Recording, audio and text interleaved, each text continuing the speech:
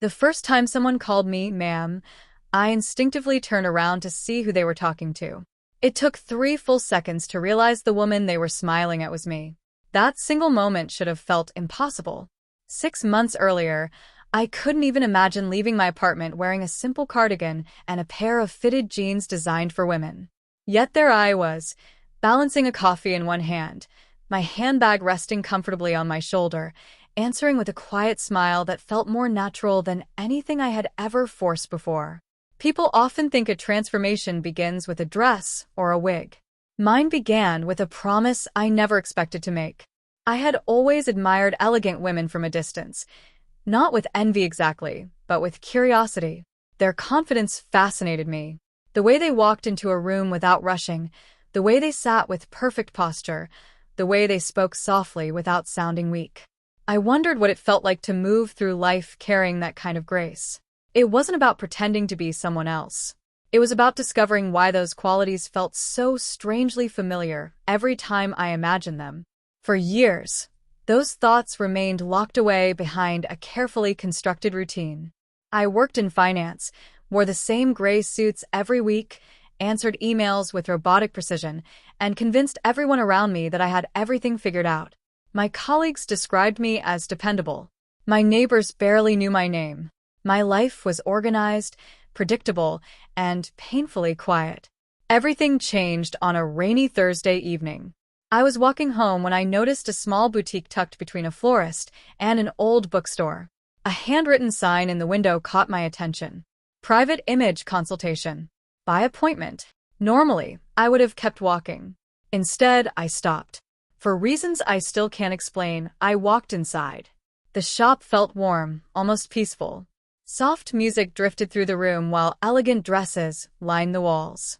Nothing about the place felt intimidating. It felt welcoming. A woman in her early 50s approached with a gentle smile. First visit. I nodded. You don't have to know why you're here, she said. Most people don't. Those words landed harder than she could have imagined. I almost turned around and left. Instead, I whispered, I've always wondered what it would be like. She didn't ask what I meant. She simply smiled. Then let's find out. Her name was Eleanor. She wasn't interested in creating a costume. She wasn't interested in changing who I was. She wanted to teach presentation. Clothing doesn't create confidence, she explained while arranging several outfits on a rack. Confidence allows clothing to make sense. That sentence stayed with me. The first outfit wasn't dramatic. A cream blouse, dark fitted trousers, simple ballet flats. No heavy makeup. No elaborate hairstyle. Just clean lines and soft colors. Looking in the mirror felt strangely emotional. I didn't see perfection.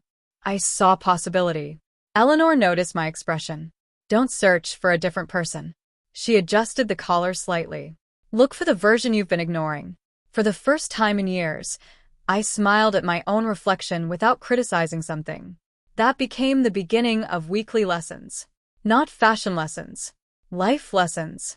She taught posture before makeup, walking before heels, skincare before foundation, listening before speaking. Every detail had a purpose. Grace isn't expensive, she would say. It's practiced. During the following weeks, my apartment slowly transformed. The old, oversized clothes disappeared into storage boxes. Neutral colors replaced harsh ones. My bathroom shelf filled with moisturizers, gentle cleansers, and perfumes chosen for subtlety instead of attention. Every evening after work became a quiet routine, removing the stress of the day, cleansing my face, practicing makeup with patient hands, trying different hairstyles, learning how fabrics moved instead of simply wearing them. There were mistakes, plenty of them. Lipstick outside the lines, foundation that clearly didn't match, shoes that looked beautiful but punished every step. Each mistake became another lesson. Instead of embarrassment, I felt progress. One Saturday, Eleanor surprised me. No lessons today. I looked confused. We're going shopping. My heart immediately raced. In public. She nodded. You've practiced enough. I'm not ready. You'll never feel ready. She handed me a small handbag. You only need to take the first step. The shopping center suddenly felt enormous. Every reflection in every shop window reminded me someone might recognize me. Every laugh sounded directed at me. Every glance felt like judgment. Eleanor walked beside me without saying much. After several minutes, she quietly asked, "Has anyone actually stared?" I looked around. No. Has anyone laughed? No. Has anyone stopped walking because of you? Again, no. The fear had existed entirely inside my own mind. The world was simply too busy living its own life. That realization changed something fundamental. I relaxed my shoulders. My breathing slowed. For the first time, I wasn't trying to hide. I was simply existing. We visited several stores. Instead of buying flashy dresses, Eleanor encouraged practical choices. Soft knit sweaters, classic skirts, comfortable ankle boots, everyday handbags, pieces that could become part of daily life instead of remaining hidden in a wardrobe. Full-time femininity, she explained while folding a pale blue cardigan, isn't about looking glamorous every hour. She smiled. It's about letting elegance become ordinary. Those words echoed in my mind the entire journey home. For the first time, I stopped imagining femininity as something temporary. I began wondering what life would feel like if it became my everyday normal. The following Monday, I stood in front of my wardrobe far longer than usual. On the left hung the familiar gray suits I had worn for years. On the right were the new pieces Eleanor had helped me choose: soft blouses, tailored trousers, cardigans, and simple accessories that felt elegant without demanding attention. Neither side represented a disguise anymore. One represented habit. The other represented growth. I reached for a cream blouse and a navy cardigan. As I fastened the small pearl earrings I'd bought the weekend before, I caught my reflection in the mirror. The nervous expression I'd worn during my first lesson had softened into something quieter. I wasn't asking, "Can I do this?" anymore. I was asking, "How can I do this well?" Before leaving, I remembered one of Eleanor's favorite sayings. Confidence is built long before you open the front door. So instead of rushing, I slowed down. I checked my posture, relaxed my shoulders, smiled naturally. Then I stepped outside. No dramatic music played. No crowd stopped to stare. The morning unfolded like every other weekday. People hurried towards buses, cyclists weaved through traffic, cafes filled with commuters collecting coffee before work. For the first time, I understood something important. Most people weren't analyzing me. They were simply living their own lives. That realization removed an enormous weight from my shoulders. Over the next few weeks, Eleanor introduced more advanced lessons. Surprisingly, very few of them involved clothing. One afternoon, she placed a notebook on the table. "Today's lesson begins with communication." I looked confused. She smiled. People often spend hundreds on wardrobes while ignoring the first thing others notice. My voice. She nodded. But not only your voice. She explained that communication was a combination of pace, tone, expression, eye contact, and listening. She encouraged me to slow my speech instead of filling every silence with unnecessary words. Grace isn't measured by how much you say, she explained. It's measured by how comfortable people feel while talking with you. We spent nearly an hour having ordinary conversations, ordering coffee, greeting neighbors, introducing ourselves, making small talk. At first it felt awkward. Eventually it felt natural. Those simple exercises proved more valuable than any fashion advice I'd ever received. Another lesson focused entirely on movement. Instead of balancing books on my head like something from an old film, Eleanor encouraged awareness. Notice your hands. I looked down. I constantly shoved them into my pockets. She gently repositioned them, relaxed them. Then she adjusted how I stood. Feet slightly closer together.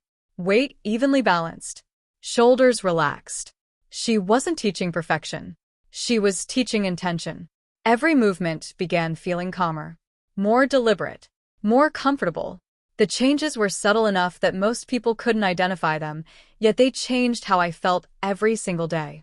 Soon, even my colleagues began noticing something different. "You seem happier lately. You've become more confident. Did you start exercising?"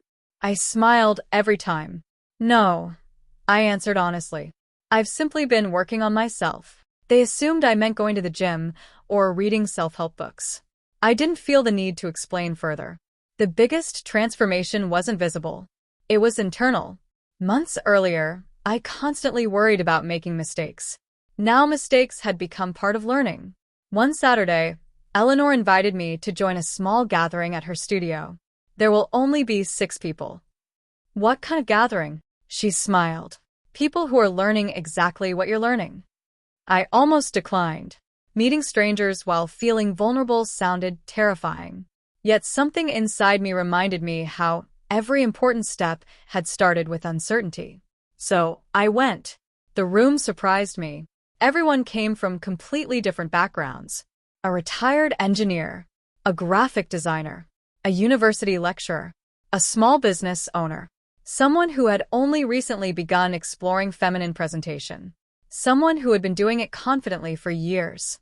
Nobody judged anyone else. Instead, they shared stories. One person described struggling to choose clothes. Another admitted they still became nervous entering cosmetic shops. Someone laughed about buying the wrong foundation shade 3 times before finally asking for advice. The room filled with understanding instead of embarrassment. Listening to them made me realize something profound. Everyone believed they were alone. None of them actually were.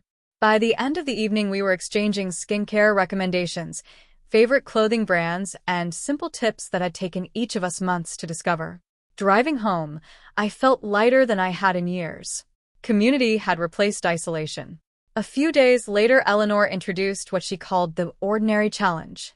For the next month, she said, I don't want you chasing dramatic transformations. What should I do instead? Live.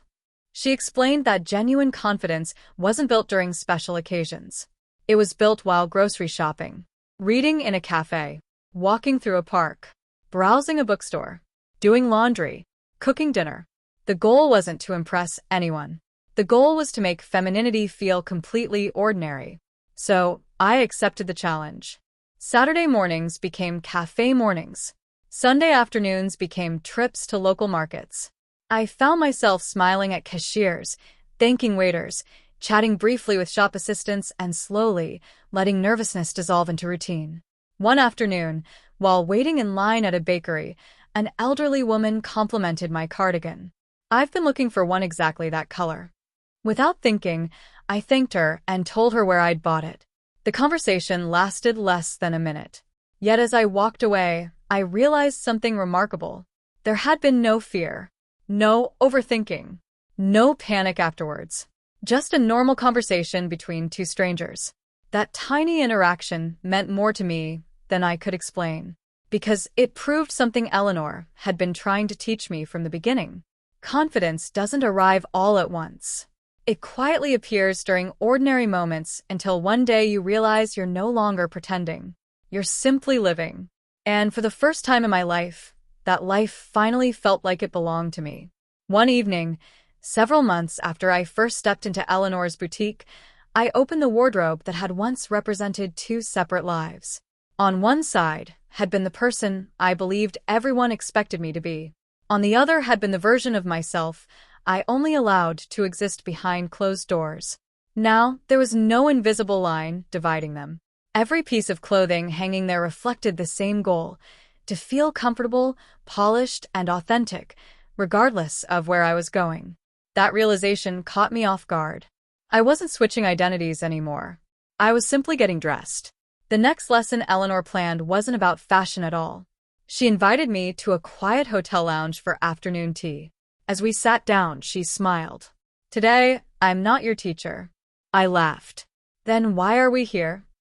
Because I want to see who you've become when nobody is giving instructions. For nearly 2 hours, we talked about everything except clothing. Books. Traveling. Favorite films. Career goals. Family memories. At one point, she leaned back with a satisfied smile. You know what changed the most? I looked at her. What? You stopped asking for permission. I frowned. I used to. Constantly. She gently stirred her tea. You'd ask if an outfit was acceptable, if your posture was good enough, if your makeup looked right, if your handbag matched your shoes. She smiled warmly. Today you haven't asked me a single question. I thought about it. She was right. Instead of searching for approval, I had started trusting my own judgment. That confidence didn't happen overnight. It had been built through hundreds of tiny decisions. Choosing colors, learning proportions, practicing skincare, understanding what suited me instead of copying someone else. Those small choices slowly became instinct. A week later, something unexpected happened at work. Our department announced that we would be hosting several important clients over the following month. Everyone was expected to attend meetings, presentations, and evening networking events. Months earlier, I would have dreaded the announcement. Now I saw it as another opportunity to practice composure. I spent the weekend preparing, not obsessively, simply thoughtfully. I organized outfits for each day, pressed every blouse, cleaned every pair of shoes, matched accessories without making anything feel excessive. When Monday arrived, I wasn't rushing around looking for something to wear. Everything was already ready. That preparation changed my entire mindset. During the first client meeting, I noticed something surprising. People responded to calmness, not perfection. One presentation didn't go exactly as planned when the projector stopped working. Several colleagues immediately looked stressed. Instead of panicking, I quietly handed printed copies to the clients while someone fixed the equipment. The meeting continued almost uninterrupted. Afterwards, my manager smiled. "You handled that brilliantly." I thanked him. Walking back to my desk, I remembered Eleanor's words. Grace isn't about avoiding problems. It's about remaining composed while solving them. The lessons had reached far beyond appearance. They had changed how I handled life itself. Outside work, I continued exploring my own style. Not trends, not expensive brands. Simply understanding what felt like me. I discovered soft earth tones suited me better than bright colors. Simple jewelry felt more elegant than oversized accessories. Comfortable shoes were worth far more than fashionable ones that caused pain. My skincare routine became less about chasing perfection and more about taking care of myself. Every evening became a quiet ritual. Cleanse. Moisturize. Read a few pages of a novel. Prepare tomorrow's outfit. Sleep peacefully. Those routines gave structure to my life in a way I had never experienced before. One Saturday, Eleanor surprised our small group with a challenge. No mirrors. Everyone looked confused. For the next 3 hours, she continued, I don't want any of you checking your reflection. Someone laughed nervously. Not even once? Not even once. We spent the afternoon visiting a botanical garden. Talking. Walking. Taking photographs. Enjoying coffee together. The funny thing was that the first 30 minutes felt almost impossible. I kept wanting to check my hair in shop windows. Straighten my blouse. Adjust something that probably didn't need adjusting. Eventually, I stopped thinking about it. Instead of focusing on how I looked, I started paying attention to how I felt. Relaxed. Comfortable. Present. On the journey home, I realized I had smiled more during those 3 hours than I had during many entire weeks. Because I wasn't performing. I was participating. That evening, Eleanor sent a short message to our group. The mirror is a tool, not a judge. I read that sentence several times. It perfectly described the difference between confidence and insecurity. Confidence uses a mirror to prepare. Insecurity asks the mirror for permission. As autumn arrived, my lifestyle had become wonderfully ordinary. Morning skincare, choosing an outfit, heading to work, meeting friends for coffee, weekend shopping, reading at my favorite cafe, cooking dinner while soft music played in the background. Nothing about those days would have looked extraordinary to anyone else. To me, they felt extraordinary because they were peaceful. For the first time, I wasn't fighting myself. I wasn't counting the hours until I could change. There was no change anymore. This was simply my everyday life. One afternoon, while browsing a small bookshop, I noticed someone watching me from the next aisle. For a brief second, old anxiety returned. Had they recognized me? Were they judging me? The woman walked over with a smile. "Excuse me," she said. "I hope you don't mind me asking, but your outfit is lovely." Could you tell me where you found that cardigan? I smiled without hesitation. Of course. For several minutes, we chatted about clothing, autumn colors, and our favorite places to shop. When we said goodbye, I stood there holding my book, quietly reflecting on the moment. Months ago, I had entered a shopping center convinced everyone was staring at me. Now, complete strangers simply saw another person with a nice sense of style.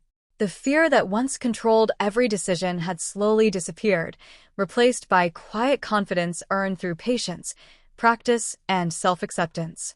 As I left the bookshop and stepped into the cool autumn air, I realized something that made me smile all the way home. Full-time femininity hadn't changed my life because it changed my wardrobe. It changed my relationship with myself. And that single change had quietly transformed everything. Winter arrived quietly, bringing crisp mornings, longer evenings, and a sense of calm I had never experienced before. The routines that once required constant thought had become second nature. Choosing an outfit no longer felt like solving a complicated puzzle. Makeup became less about perfection and more about enhancing what was already there. Walking with confidence wasn't something I remembered to do, it simply happened. One evening, as I arranged tomorrow's clothes across the chair in my bedroom, my phone buzzed. It was Eleanor. I have one final lesson for you. I smiled. I'll be there. The following afternoon, I arrived at the boutique where everything had started. Nothing had changed. The same warm lighting. The same quiet music, the same comforting scent of fresh flowers. Yet somehow everything felt different. Not because the room had changed, because I had. Eleanor greeted me with a hug instead of a handshake. I'm proud of you. For surviving the lessons?